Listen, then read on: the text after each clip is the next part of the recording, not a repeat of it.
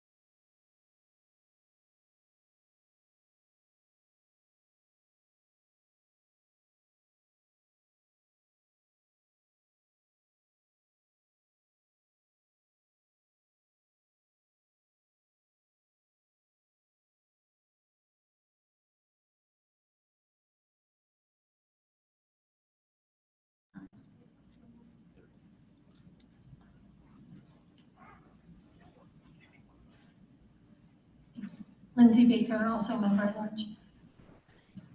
Thank you. And to our commissioners who are joining us online, if you just again introduce yourself and give your affiliation. Thank you.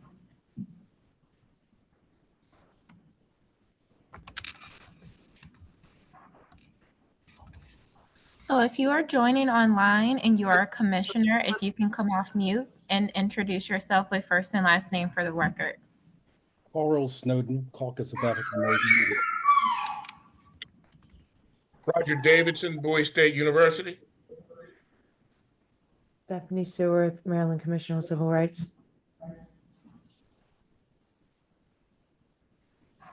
Awesome. Thank you so much. I'll pass it back to the chair. You got everybody? Was there any others? Yeah, Robert Parker, he's our newest commissioner. Robert Parker with the Reginald F. Lewis Museum. Thank you, Commissioner Parker. Great to have you all here. Commissioner Davis, if I could say something about us being in Bowie State, but you're not here. I'm sure you're somewhere on this campus, but I know it doesn't look good, but I'm running between appointments. So I went past the campus and now I'm going to have to leave and go back out. It's all good. It's all good. I hope you love it there, though. It's a nice place. Hey, they got snacks. They already winning. All right, well, thank you all for being here. Fortunately, we do have quorum, so we can continue. Oh, with the Commissioner meeting. Charles Yes. just joined as well. Who? Commissioner Charles. Oh, Vice Chair Chambers, do you want to introduce yourself? Yes, so Dr. Charles Chavis, Vice Chair of the Commission. I'm also a professor of history at George Mason University and recently reappointed by Governor Moore to the Commission. Thank you. Thank you very much, Vice Chair Chambers. Glad you can join us. So moving along, well, very quickly, introduce our staff. I want to just do a quick wave to our staff. Chris McFarland, Sophia Seagay, Trish Floyd, no longer Trish Boyle, Trish Floyd, congratulations. And again, thank you to Bowie State University for hosting us for this in-person meeting. We're very grateful. So moving along with our agenda, we will now go to the business meeting minutes from June through August of 2024. So we are trying to, yes.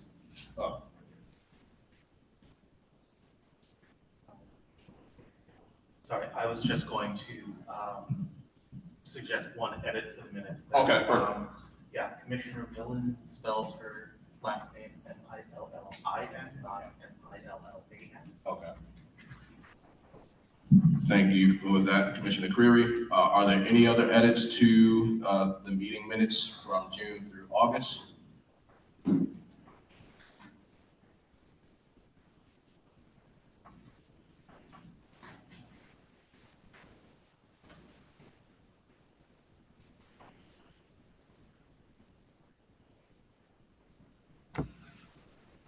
All right, hearing no other edits, is there a motion to accept the meeting minutes with the amendment as presented by Commissioner Creary?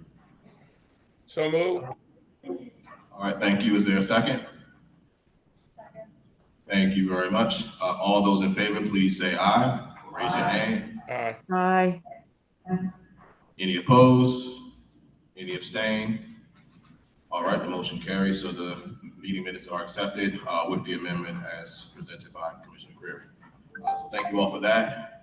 We will move on with our agenda to comments and soul check. So I'll just very quickly say, again, thank you all for being here. It's good to see y'all in person. I know that's kind of weird for us now. So I'm glad that we made this commitment to have at least one in-person meeting per quarter, and certainly in honor of Indigenous Peoples Day, which will be next Monday. We are having our meeting today on October 7th. I will say I feel good. We're coming off a great hearing on Saturday. Thank you to all those who helped to make that possible.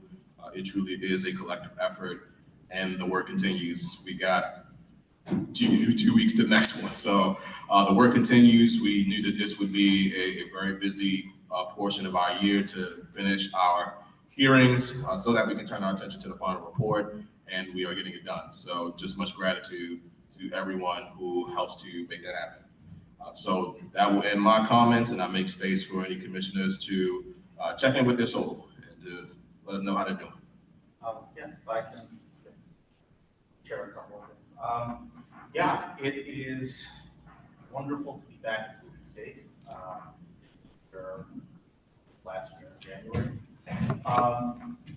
But in many ways, I think, as I oftentimes say to students, when I'm working at the permanently white institutions, those schools didn't have people like us in mind when they were established.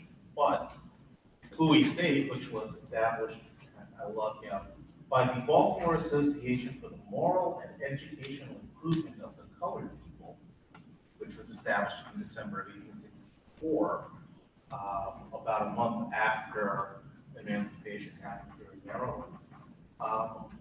Opened its first school, school number 1, on January 9, 1865. And I think it is safe to say that the founders of what will become Bowie State University had folks like us in mind when they started it in January 1865. And in many ways, Bowie State was sort of where I got started in doing this work. And so in some ways, I like to think of Bowie State as the intellectual birthplace of this commission.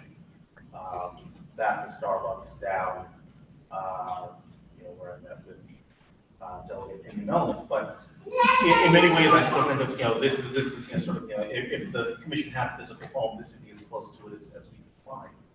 And so I think it's just appropriate that we are here having our first, in-person meeting of the commission since before the pandemic here at Bowie State. So thank you to my friends and colleagues here at Bowie. And it's just good to be back on campus. Absolutely. Thank you for that. Commissioner Crary, just want to quickly acknowledge commissioners who joined us, Commissioner Elizabeth Hughes, Maryland Historical Trust. So thank you very much for being here.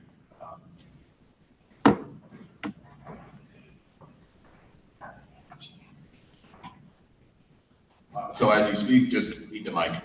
So everyone. Eat the mic, okay. I wanted snacks.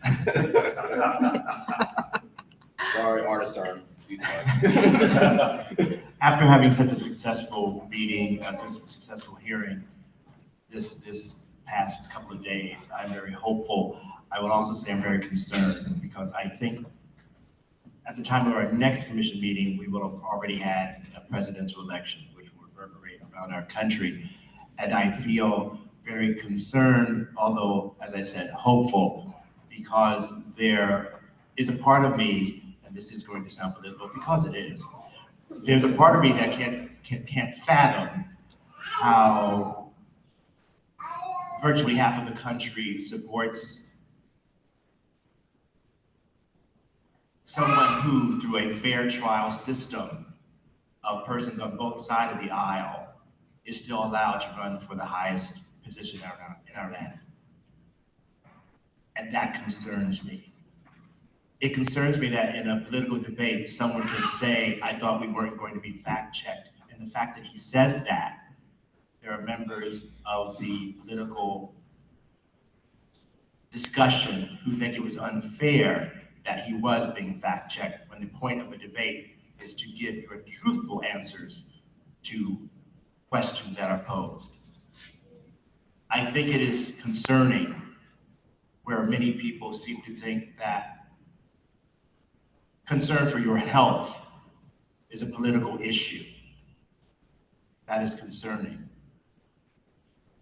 I think it is good and important for us to consider whereas people deny their responsibility or their allegiance or their acceptance or their participation or their contribution to creating a mandate or memorandum such as 2025, we know who is not behind 2025.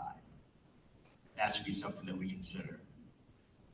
This morning, I looked at the original narrative of the Electoral College, and part of it was to appease the states that embraced slavery. 3/4 of humans were considered important enough to give the South a weighted vote. Yet today there are issues about not allowing people to vote who are descendants of those who were formerly enslaved. That is concerning. It is concerning that now it is widely believed that 7 states, the swing states, will decide an election for the entire United States of America.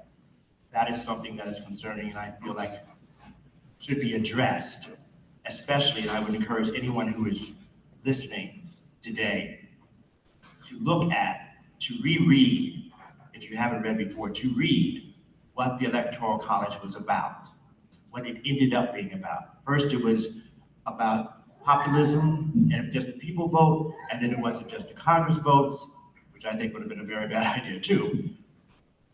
And then it became weighted for Virginia to have a weighted vote because the majority of their residents were enslaved individuals. That's something we forget, that's something we don't want to recall, and that is concerning, and that's on my soul. And I hope that come our next meeting, that will not be something that is weighing down every single piece of legislation and every single hearing that we have going forward as we continue and we complete this important work. Thank you for that. I'm glad you said it. But here, certainly our next meeting will have a vibe one way or another, and we'll have to navigate that. So I'm glad I can navigate it with y'all, quite honestly. So thank you for that.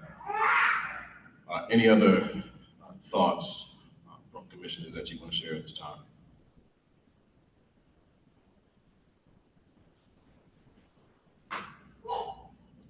Okay, hearing none, seeing none, we will move on with our agenda to public comments. So as always, we thank members of the public for joining us, being a part of this process, this journey with us. So to those who are here, if you would like to introduce yourself, those who are online certainly can give your name and your affiliation if you have one in the chat. If there's anyone who is joining us in person who would like to do the same, introduce yourselves, give your affiliation, you are more than welcome to at this time.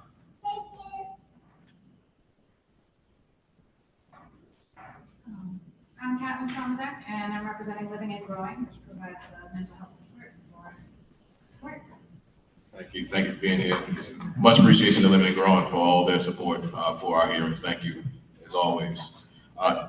Anyone else?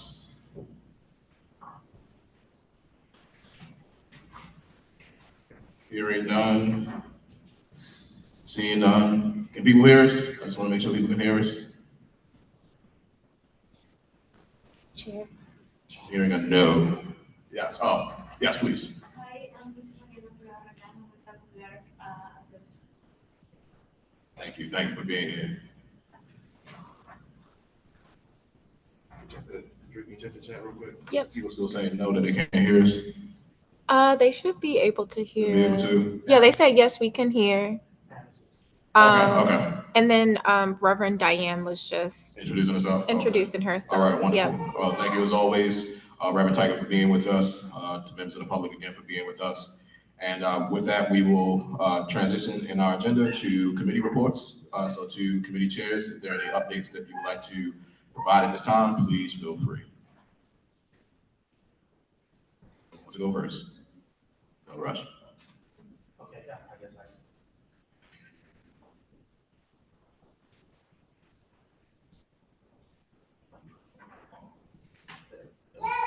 Okay, the Reconciliation Committee met on September 6th, and we were joined by a couple of attorneys, Michael Scott and Tanya Vanya, who were working with employees of BG&E Exelon and talking about some of the experiences that they categorized as sort of economic terrorism.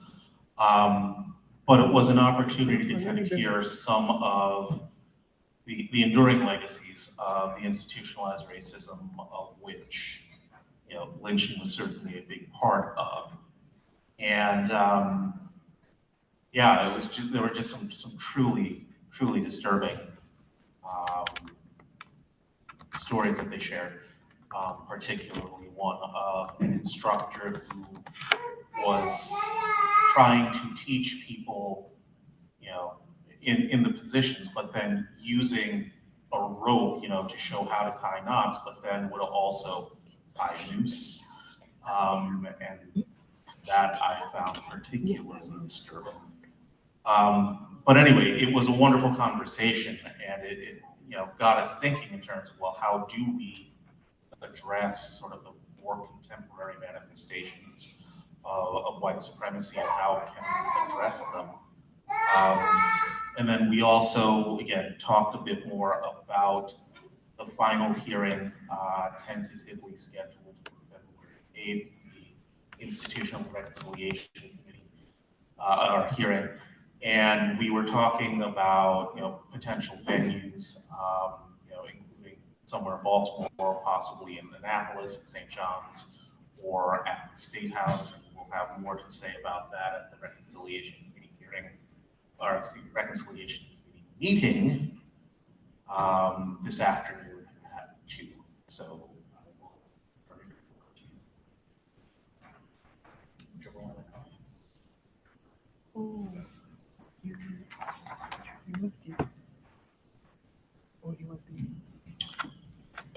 thank you, Commissioner Creary. So again, David Armenti reporting from the Research Committee. The Research Committee met on September 30th, and as with many of our recent committee meetings, our primary focus has been on confirming details of case studies and prioritizing descendant identification and outreach. And that has been also reflective of the public hearing schedule that we've established. So prioritizing our next upcoming public hearing for Harford and Cecil County will therefore guide the prioritization of case study research that we are working on within the committee.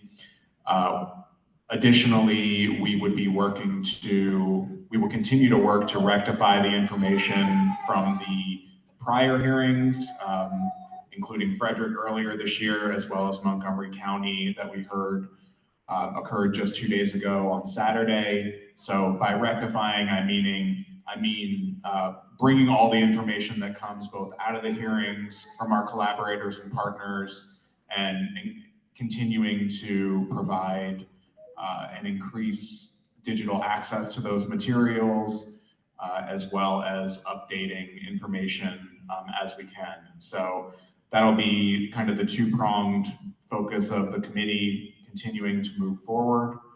And I think it's also worth stating or restating our process in terms of descendant identification and outreach. So when we're talking about descendants, that could be descendants of either the victims that we've identified and or the perpetrators that have been identified in these cases that we are investigating. And of course, we are privileging and prioritizing the perspectives of descendants of the victims. That's been a core aspect of our mission as a commission overall since our establishment. However, at the same time, we are opening up those opportunities for anybody who has direct genealogical connection to share that from their family perspective, from their individual perspective, as well as bring to bear primary source material that can support our investigation. So again, this past Saturday being an example where we did not have a victim descendant, but we did have a perpetrator descendant that recorded and participated in that public hearing process. So we appreciate everybody that steps forward. This is often difficult and emotional. Often folks may not even know that their family members, multiple generations removed, were involved or subjected to these acts. So we try to move forward with understanding and grace towards that emotional state that can be developed there. But again, once the research using genealogical platforms primarily is established, we work within the committee with our colleagues from Heritage Associates to connect with and inform these individuals if they are not aware how their family is connected to these cases, and offer the opportunity for them to participate either directly in public hearings or to provide some sort of testimony otherwise.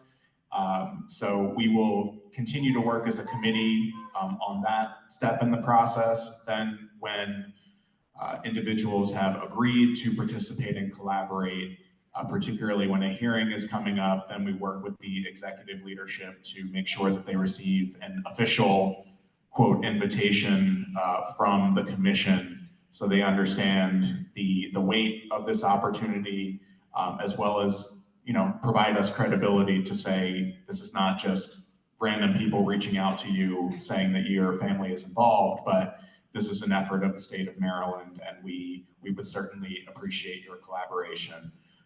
So again, looking forward to October 26th and the Hartford Cecil hearing. I do have a few individuals that I'm going to be following up with the chair and co-chair on in terms of those official invitations, and also the support of the committee and our colleagues and other committees in, you know, again, understanding and providing a comfortable experience as best as we can for those people that are volunteering their time to engage with us from those descending communities. So looking forward to those next steps, and again, shoring up the research from past hearings to continue to incorporate and create public accessibility on that. So that's my report. Thank you. So again, I'm Amy Millen. I'm the chair of the Logistics Committee. The Logistics Committee last met on August 19th. Our upcoming meeting will be on October 21st at 3 p.m. on Zoom. The link is located on the Commission's website. The committee's priority is really turning to evaluating each hearing from a logistics lens to inform subsequent hearings. We consider feedback from members of the public, our county partners, and commissioners as we continue to move forward. As was already mentioned, the last hearing was the 7th hearing. It was held this past Saturday on October 5th in Montgomery County. I'd really like to extend appreciation to our local partners, specifically two primary groups, Montgomery County Lynching Memorial Project and the Montgomery County Commission on Remembrance and Reconciliation, along with the two commissioner liaisons, Commissioners Dupree Wilson and Davis, who really put the hearing together. It takes a community effort and an important partnership. Upcoming hearings are in active conversations and discussions in different phases of the planning. We consider our participants, those who are testifying, be they descendants or other local experts or community members who will help inform the content of the hearing, and extending invitations to those individuals, as was also just mentioned. Also invitations to dignitaries, elected officials, sort of VIPs, as we might say, that we want to make sure hear about the hearings and attend. I'm glad to see Living and Growing here today, and at all our hearings. They're an important component to the hearing, and I know that individuals who are attending are really pleased to see and hear and have them as contacts. Other considerations are Maryland State Police, American Sign Language interpreters, the venue, marketing, registration process, and again, the live stream and recording of the hearings themselves. So these are all the components that are in active consideration for the remaining hearings. The remaining hearings are 10 counties still have hearings left. Several of those are regional hearings. So they'll be held in 5 to 6 hearings, just so it's recorded on today's meeting. October 26th will be the Hartford and Cecil counties hearing located at Ames UMC in Bel Air. November 16th is St. Mary's and Calvert, along with partner county, Charles County. That will be at the Leonardtown Library in Leonardtown. December 7th, Kent, Caroline, and Queen Anne's County, Minories Dream Alliance, located in Chestertown. January 11th, a soft date of Howard counties with a venue to be determined. January 25th, Prince George's County, back here at Bowie State University. Thank you, Bowie State. Maybe in a different building, so that will be determined. The last remaining hearing will be Carroll County. That date is to be determined.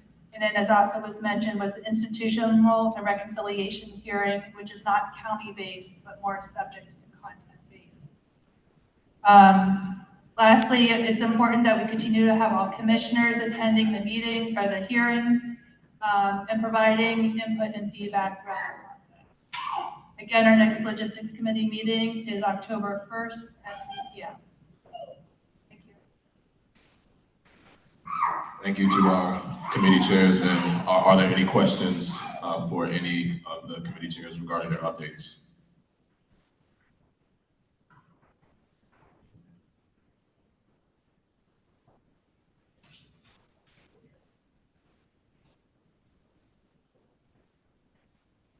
Hearing none and seeing none, thank you again to our committee chairs. And we will transition to any county or region engagement updates. I know that typically goes hand in hand a lot of times with both logistics and research in particular, but also as we now transition to reconciliation and the final acts of the commission, we still want to be mindful of our engagement with the various counties and regions of the state. So if there are any outstanding updates that need to be shared at this time, please feel free. If not, we will move on with our agenda.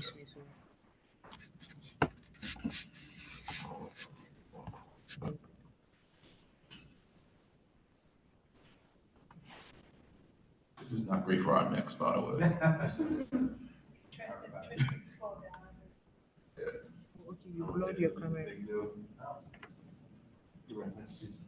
There's no. Nothing. All right, cool. All right, well, thank you for that. So then we will move on to our new business, and we start with just space to reflect on the hearing that we had on Saturday, which we have been sharing some insights already. I'll just continue with it was well crafted, well done, well organized, meaningful. I know that we love to have, again, representation from descendants where it is possible, and we did. This time on the side of a perpetrator. And that was something that for me was very profound.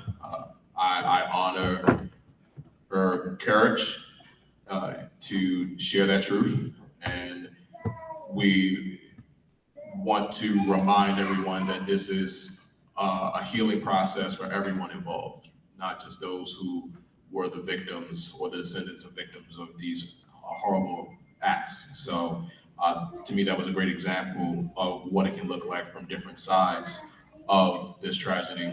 And so that was definitely a highlight. And also just the insight that we got from those who are doing the work of justice, reconciliation, and truth and healing in Montgomery County. It certainly, I think, lended itself to ideas that we as a commission have had. And it's good to know that those possibilities have happened. And it gives us the space to expand upon those possibilities of what we can do regarding this legacy and addressing it as best we can. So those are just some of my thoughts on the public hearing, and I make space for commissioners to share their thoughts as well.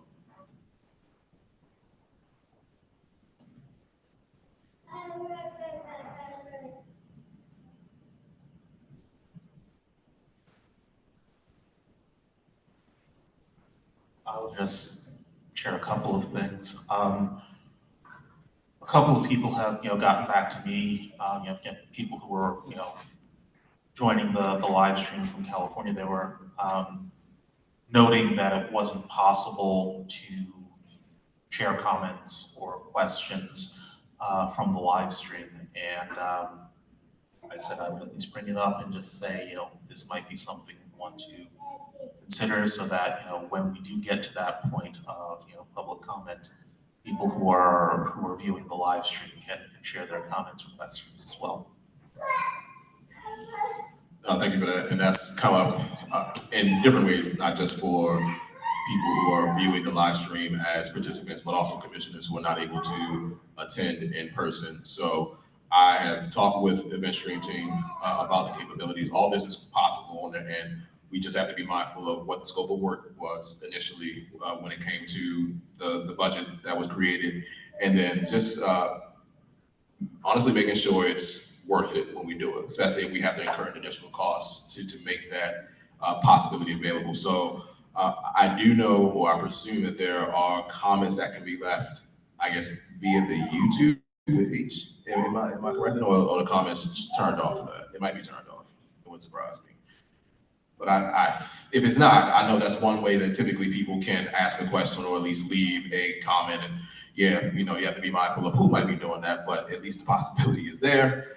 And certainly that's why we screen everything before it actually comes to the hearing and at least in front of us. But nevertheless, that possibility is usually there. And certainly if we want to explore how that may look through a Zoom meeting, for example, if there's a specific link that people can go to where they can leave questions and comments, that's something to be explored. We would just have to be mindful of the logistics of it also. Thank you for raising that. Chair, we yes. did just get a comment in the chat from Hannah Lane, just stating that the comments were turned off for the YouTube stream. There you go. Okay. Understandable. So again, we do have that possibility. I think that's just a decision that we can make before we go to our next hearing. If we want to leave the comments open, again, I think that's just going to require more screening on our end, just in case anybody's trying to bring some foolishness to it. But that's something that's an easy way to address it. Is just to make the comments open and just be mindful of what is being added to the comments. So thank you for raising that. Any other thoughts? Hello. I feel that the hearing went extremely well. It was very powerful. Actually heard from a friend of mine who I hadn't heard from for about maybe 2 years or so, texting me at 6 a.m. the next day, saying that she had logged in, like just, to watch the hearing, and she thought it was very powerful and informative. And I also want to acknowledge Bobby Legg. Again, I know we spoke about her before, but she is the descendant of the perpetrator. And even in her comments, she was very purposeful in centering the victim versus centering her family members who participated in the murder. So I think it's very important that she took that approach in giving her comments, because she wanted to honor the life of the victim versus just simply trying to make amends for her family's involvement in the killing, which you have to do both, of course, but I really want to give her props for doing that. So that's it. Yeah, I'll just follow up. Just very quick, like that's the way you do it. That's the way you show atonement, in my view. So that's what stood out to me. I'll just, again, agree with that. She did a great job. I mean, the emotions were obviously still fresh, and I'm glad that was conveyed as well, but you're right. She left nothing out. She covered a lot of bases when it came to honoring the life of Sidney Randolph. And again, not trying to mitigate the impact that her family had on his, and just the possibilities of how her life was different because of the lack of accountability. I thought that part was particularly profound for me, that she wasn't naive to, again, how it turned out for her and her lineage because of what didn't happen in that moment. So, yeah. Hey, That's the Chair Fakunle, if I may, can you all hear me? Yes, please. Commissioner Chavis here. I want to echo Commissioner Dupree Wilson and Chair Fakunle's message regarding Bobby Legg. She had reached out to me a few years back about this. And one thing that I really want to make sure that we understand here, we had a similar situation where you have individual families who are aware of this history, and there's similar stories. They may not be written down the way that Miss Legg's grandmother had written her story down in her account. But a lot of these conversations are had at the dinner tables and within families regarding their roles in these tragic and unjust hate crimes. However, I don't want us to miss the fact that we have oftentimes white women who are coming forward and having to explain the failures of the male leaders in their family. And again, we have to, I think, should be cognizant of that. And find ways to encourage other members of white communities to feel free to come forward with this history and with this information for the sake of healing and um, social transformation. I wanted to make note of that. I think from a commission standpoint, we can do more in terms of trying to reach out and have those hard conversations because we look at the amount of documentation that we've been able to glean, not only in this case, but a number of cases. We should be able to identify the descendants of perpetrators as well as, to the best of our ability, those that of descendants. And we should move forward in reaching out and getting more people involved who may not be aware of the details, but have an idea of some of those stories that are passed down. I also want to close by saying this. We as a commission also are not going to stop until the very last second searching for the victims, the descendants of those victims.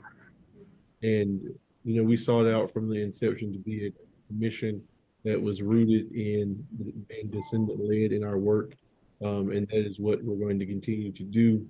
And so I want to make sure that as we move forward, we continue to put our weight behind supporting all components of this commission, but the research committee as well as the reconciliation committee, and making sure that descendant voices are heard and honored. And so I'll conclude with that, Chair Proctor. But thank you all. Thank you, Vice Chair Davis. I appreciate your thoughts as always. Any other reflections that commissioners may have? Yes.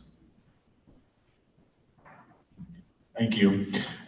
So speaking on the research perspective as well, the Montgomery County hearing and frankly several of our other hearings, both past and future, present what could be perceived as a challenge, but I would like to see as an opportunity where we have multiple entities and individuals that are doing research, some that have preceded the commission, some who have put substantial work into it before the commission even began to engage with their particular county or jurisdiction. And I think Montgomery County, particularly the work of Montgomery History Organization, really exemplifies that challenge where we certainly don't want to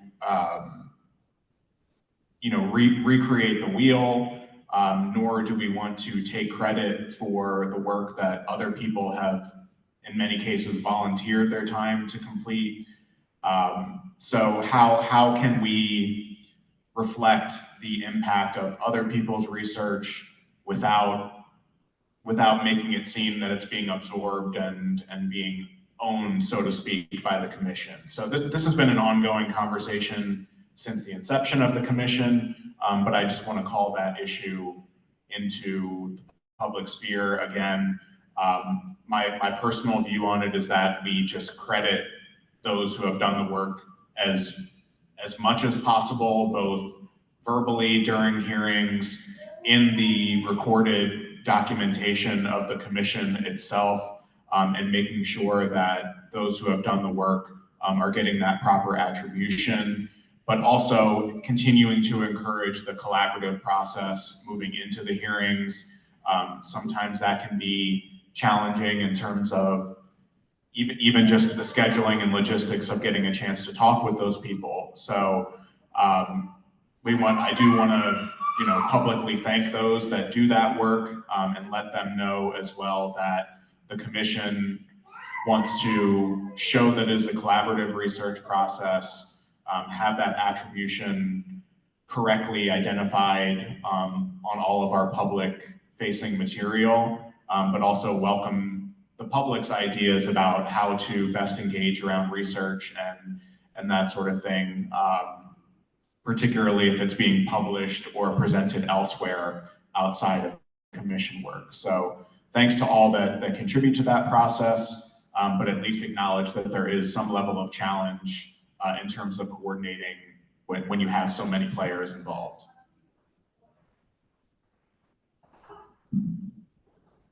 Thank you for that, Commissioner Armenti. One of the many nuances of the work we do, into something that you said that we have to navigate throughout our time. Any other, yes? I just have a question. So I participated virtually in the hearing, and I was just curious, there was a pan of the audience from time to time, and it looked like most of the audience was predominantly white, and I'm just wondering, that seemed different from some of the other hearings that we've had, and it just didn't show the full picture. And I'm wondering if there was something different about the way we marketed this one, or where it was held, or what can we learn from that? Because it's been so important to have the descendant African-American community at these hearings. I think we've really made an effort to do that. What was it that was different about Montgomery County that we didn't have that turnout? I'm just thinking ahead to the mid-shore hearing that I'm working on. Thank you for that, Commissioner Hughes. Any thoughts? So I know Commissioner Dupree Wilson and Commissioner Davis were the primary liaisons for Montgomery County. If there's any insight that you'd like to share, any nuances that you observed during the process. I mean, speaking overall, we know, and this actually came up as a question towards the end of the hearing from a member of the public around the marketing and I tried to give as best an answer I could. Honestly, I mean, it's a work in progress. It absolutely is a work in progress. As you all see on the agenda, that is something that we're going to talk about in closed meeting. So I think we're very cognizant of the importance of getting the word out, because when people experience it, they see how transformative it is. And then the question is, why weren't there more people here? We first have to acknowledge it's a Saturday morning. That's always going to be a barrier to participation, be it virtual or in person. So I think for that alone, we just know that there will be people that we don't reach. And then that's going to speak to the further dissemination that we do once we conclude the hearings. So we know that we'll continue to tell the story in different iterations, but it's about, again, as the person who asked the question said, reaching the schools, reaching the churches, other faith institutions, reaching those spaces where we can hopefully encourage people to participate in this process. It's going to be the on-ground engagement. So that's why the collaboration with local entities are going to be critical, no matter how much marketing we do. So definitely appreciate the forward thinking as we think about the other hearings that we have to do, because we certainly want to make sure that there's turnout and, yeah, like you said, turnout of the people who we want to be there the most, which are the descendant communities as well. So yes, Commissioner. Yes, I was just going to say that we put a lot of material out. We did invite a lot of folks. We did receive a lot of regrets. And I'm just going to be pretty blunt. October is a hot month for the Black community in terms of homecoming.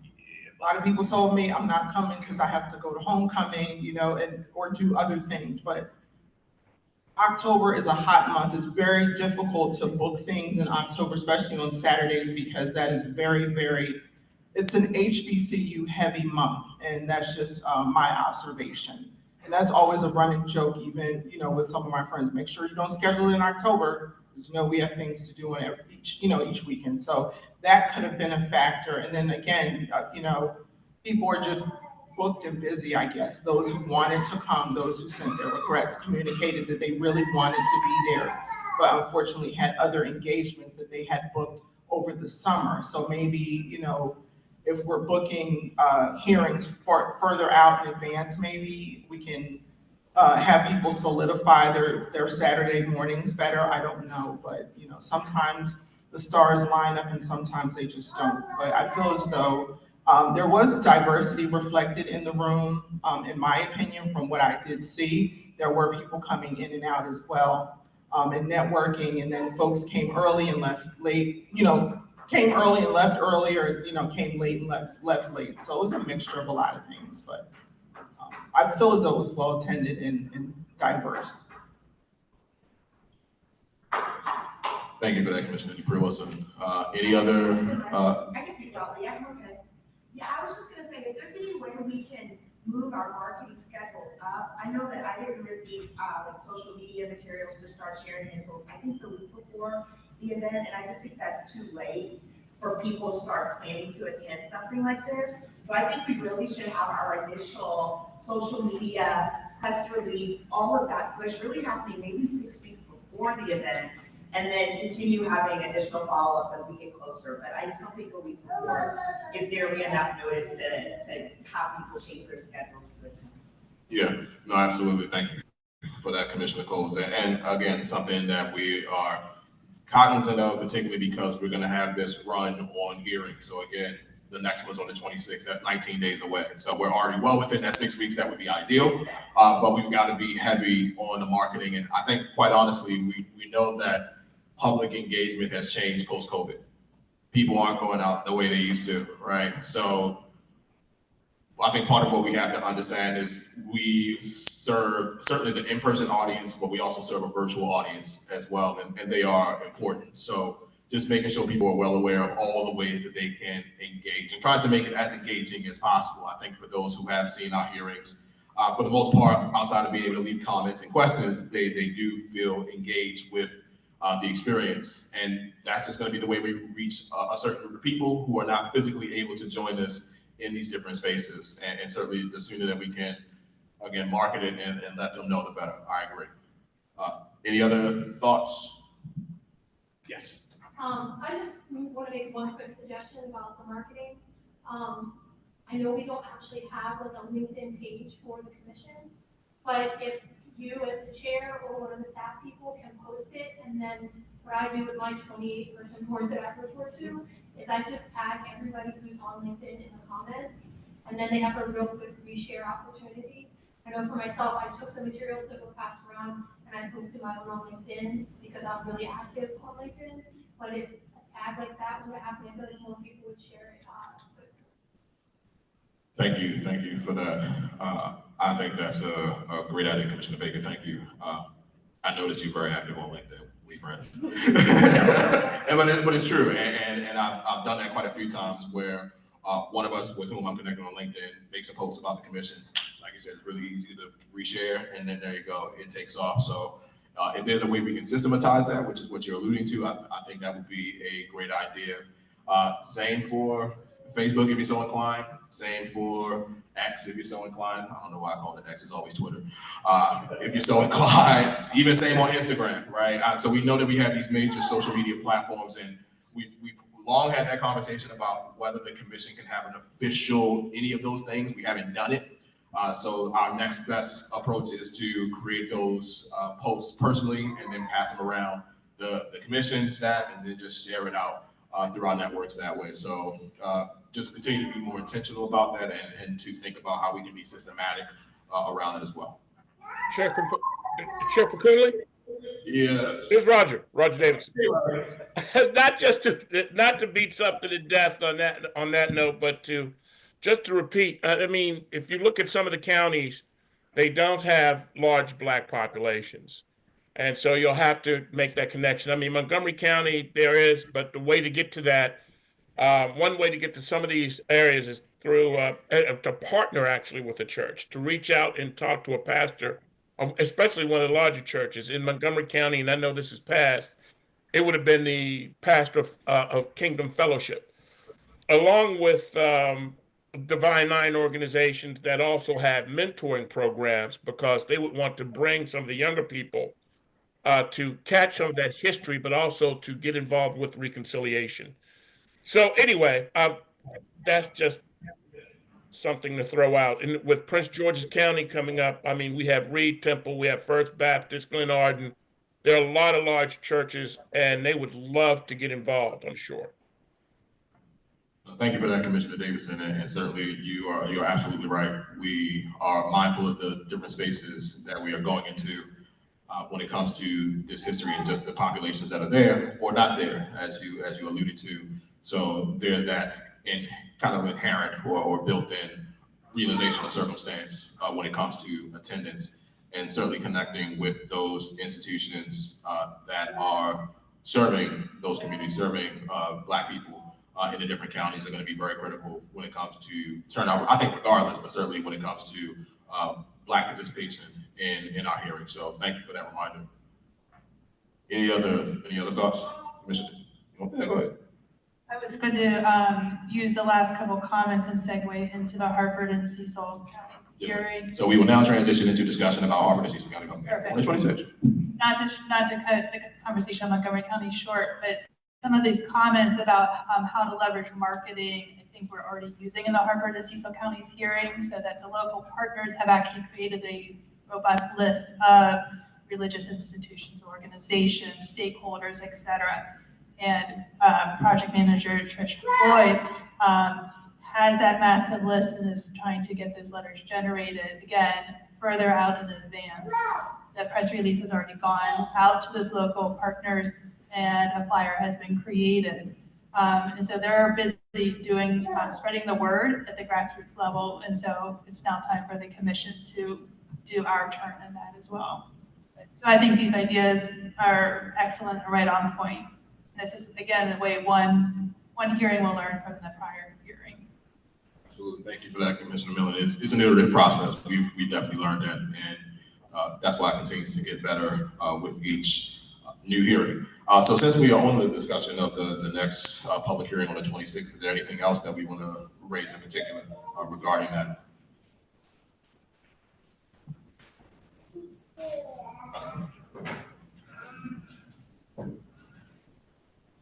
So Commissioner Armenti, then we'll go to Commissioner Greer. So touching on the research and descendant engagement in particular, there are currently 3 individuals that are in various stages of communication. One is more of a recent communication, again, identified by Heritage Associates and the research committee, connected through initial conversation. So that individual is being contacted, but will not be able to participate in person in the public hearing. So there is active discussion around the potential for another piece of recorded testimony or perhaps live streaming the individual in. So that should be an ongoing conversation where hopefully we have resolution. The other is less of a warm contact for these 2 identified descendants of victim Lewis Harris. So I would, again, offline, we'll be revisiting the invitation and re-engagement of those individuals to hopefully get their participation as well.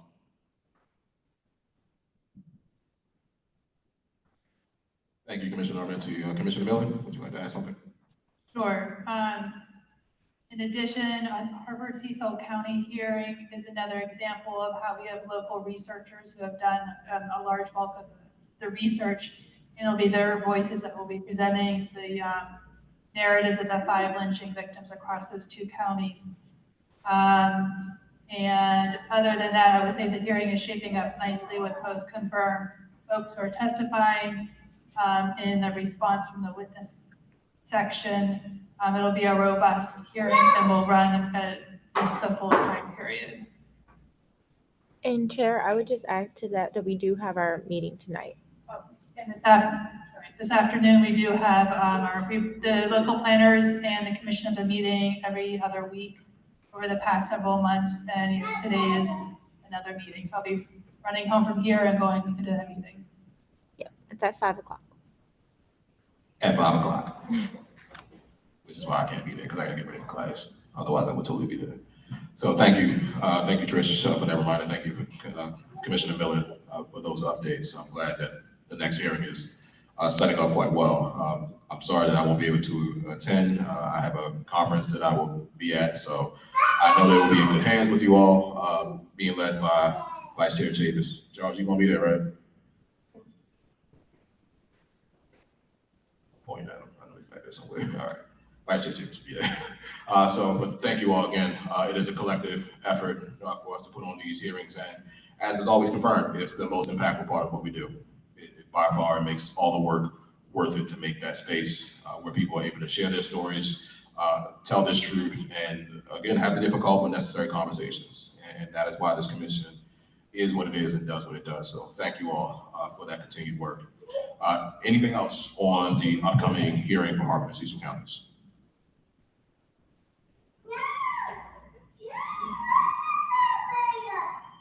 To the person in the back, would you like us to keep talking about the hearing officer?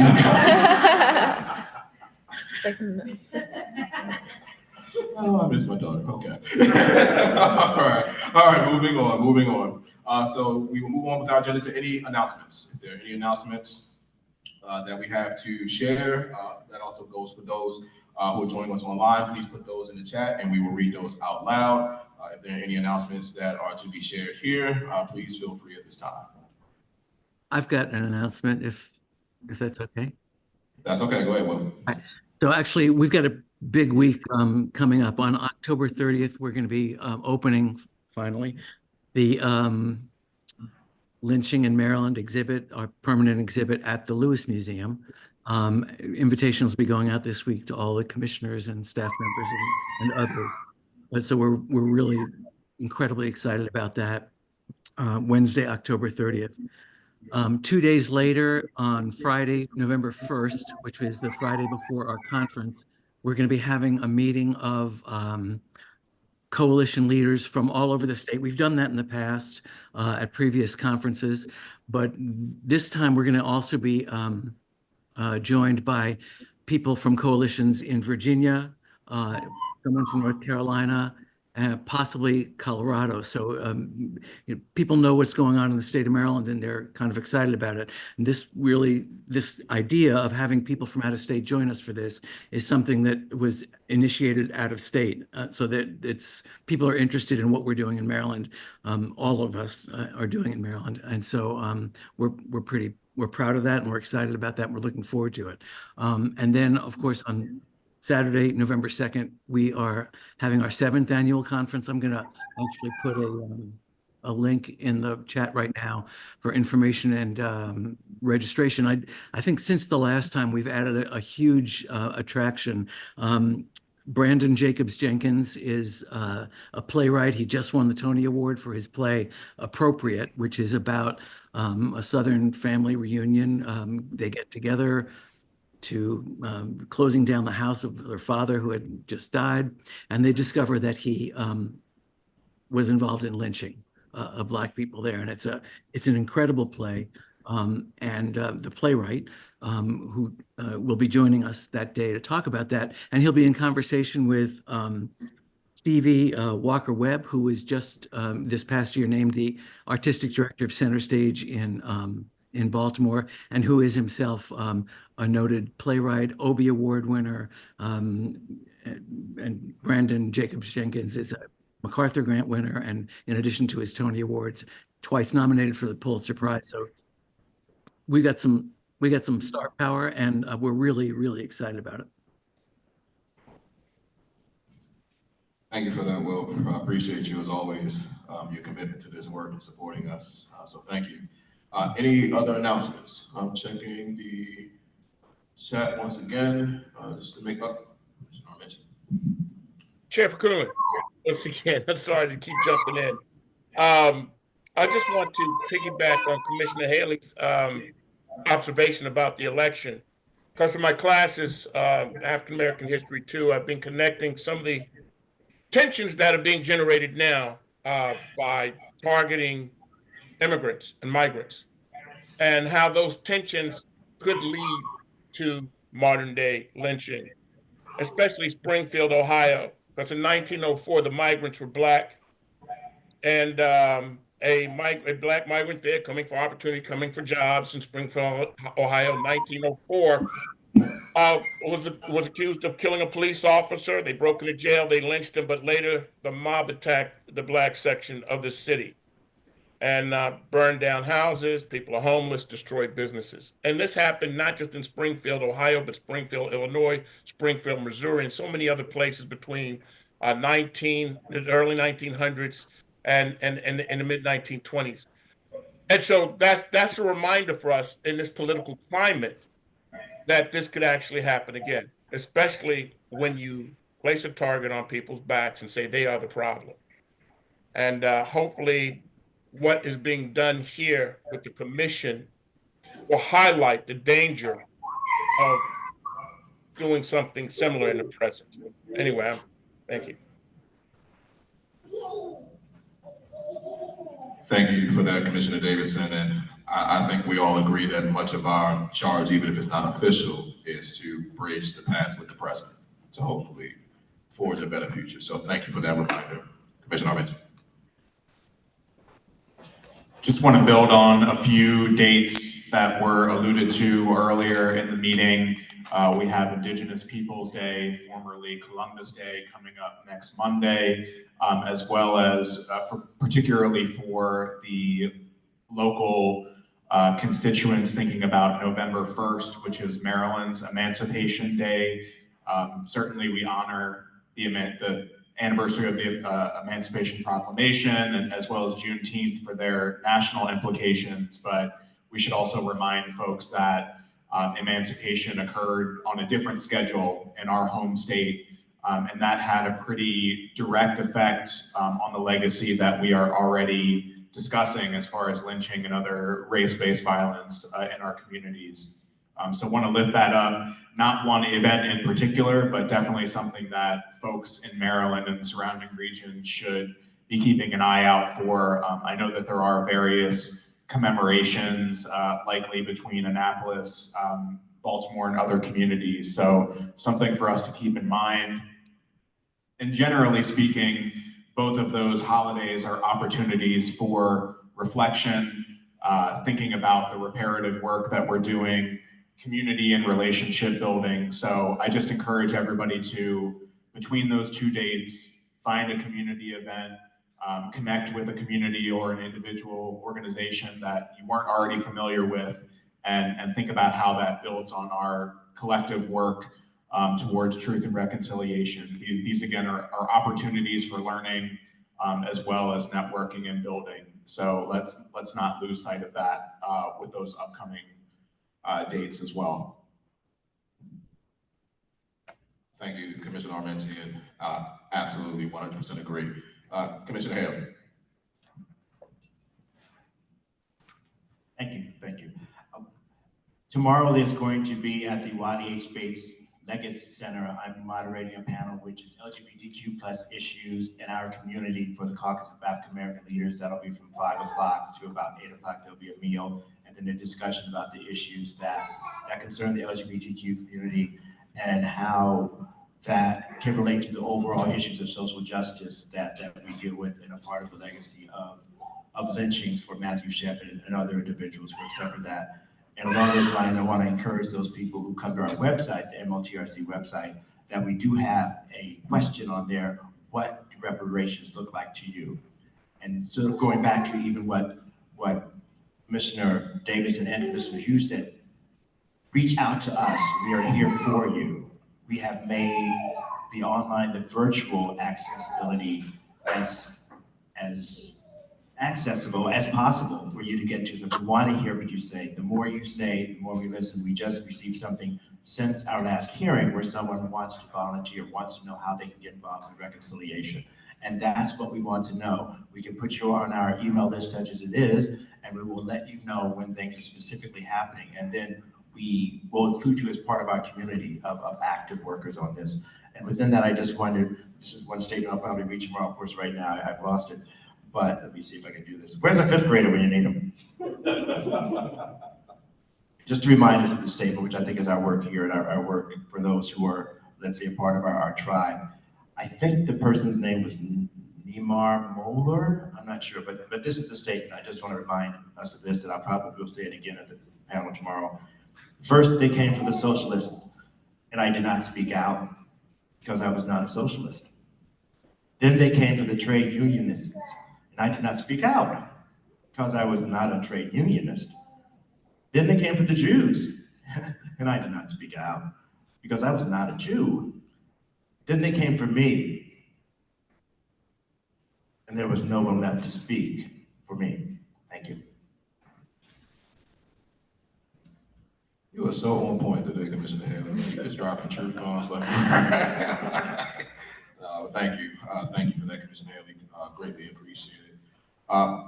Any other announcements at this time?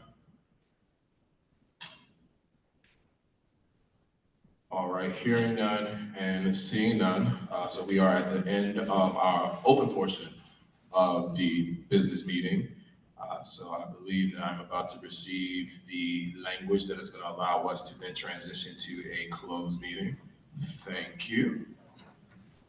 So at this time, the open session meeting of the Maryland Lynching Truth and Reconciliation Commission has concluded pursuant to the general provisions, Article Sections 3-305. Oh, it just went away. Oh, Microsoft Word. Okay, that's okay. I got it here. All right, pursuant to the general provisions, Article Section 3/30B, 305B7, the meeting will now be closed so that the commission can get some obtain legal advice from counsel. So that is the reason that we will go into a closed session. Do I have a motion to close the meeting at this time? Thank you, Commissioner Creary. Is there a second? Second, thank you, Commissioner Dupree Wilson. All those in favor of closing the meeting, please say aye. Aye. Aye. Right? Aye. Any opposed? Thank you. Any abstain? And then we will make note of the absent commissioners, but the ayes have it. So we will now move into the closed session of the meeting. So to members of the public, thank you very much for your participation. Thank you for being here. To commissioners, please stay on if you would. I'm sure we will probably take a quick break and then come back into our closed session, but please stay on the Zoom meeting. So with that, thank you to our members of the public who are here as well for being here, and we will see you next time. Please join us if you can on October 26th for our hearing for Hartford and Cecil counties, and certainly for our next monthly business meeting, which I pray to the good Lord I will be in a good mood that day. Okay. And with that, we'll see you next time. Meeting is adjourned.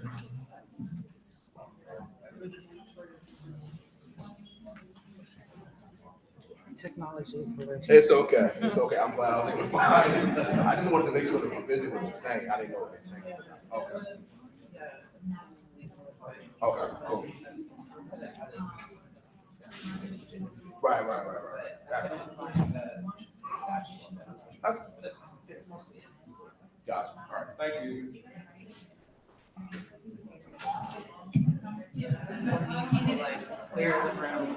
Right. So I think that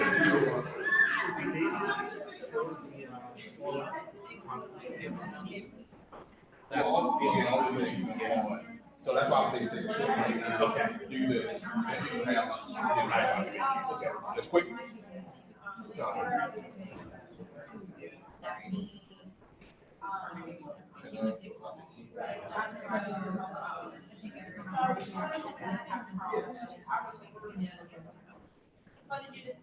All right, everybody, just to commissioners, both in person and online, we're taking a 10-minute break.